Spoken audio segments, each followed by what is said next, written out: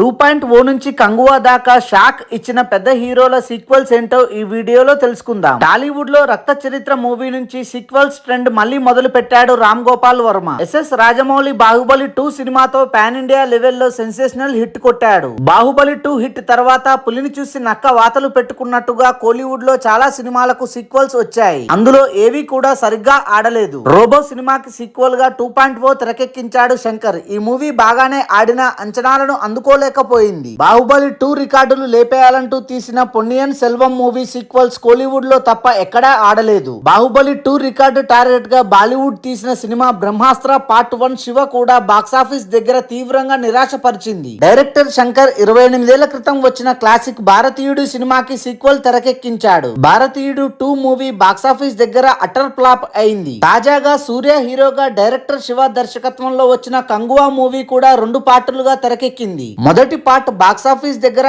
అనుకున్నంత విజయాన్ని నమోదు చేయలేకపోయింది. Thanks for watching this video. For more interesting videos please do subscribe.